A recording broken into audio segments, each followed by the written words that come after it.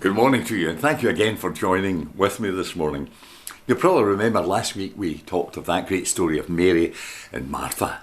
Martha's in the kitchen, working away. Mary's sitting at Jesus' feet enjoying it, and Martha is compared unfavourably, I think, to Mary. But you know, the more I do think about it, the more I've come to the conclusion that Jesus was concerned not with what Martha was doing outwardly, but rather what she was feeling inwardly. His concern was for Martha herself.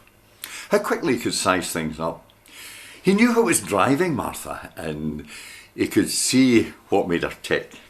And my goodness, we need the Marthas, don't we? Every church, every business, every family needs Marthas. We need the planners. The place would grind to a halt without the Marthas. Need to go on. But when Jesus looked at Martha that day, he saw some warning signals, some danger signs. And Jesus knew that Martha wasn't doing herself any good. He saw in her some attitudes that were working within her like poison.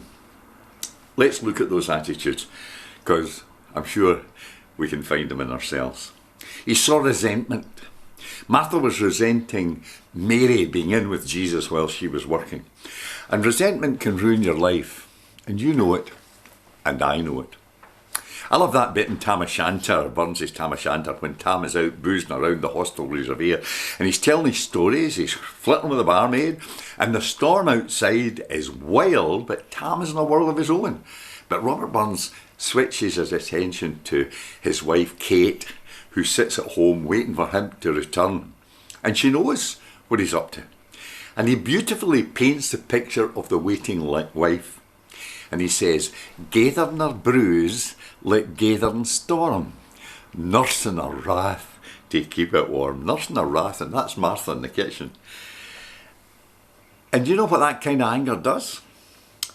It cuts you off. It cuts Martha off from her sister, and it actually, for a brief time, cuts Martha off from Jesus. That's how resentment affects us, and that's why it's dangerous. It separates us from people and separates us from God. But Jesus also saw in Martha a narrowness, for she thinks her way is the only way. She forgets that we're all different, and maybe somebody else's way is not all that wrong. And that's the kind of thing that causes war in the world. It's the kind of thing we see right now in the Middle East. But Jesus also saw in kindness. Martha tried to make herself good by making Mary look bad, and it boomeranged. Someone once said, if you're ever in a situation where you've got to choose between making yourself or your husband or wife or friend look good, always choose to make them look good. And Jesus would have liked that, I'm sure. And he would have said, always choose to make other people look good rather than yourself. In this great story, I think Jesus is teaching us a great lesson about our attitudes. And he's saying to us, beware of resentment, beware of narrowness, beware of unkindness. Choose instead the way of grace and love and compassion. And it's a great story.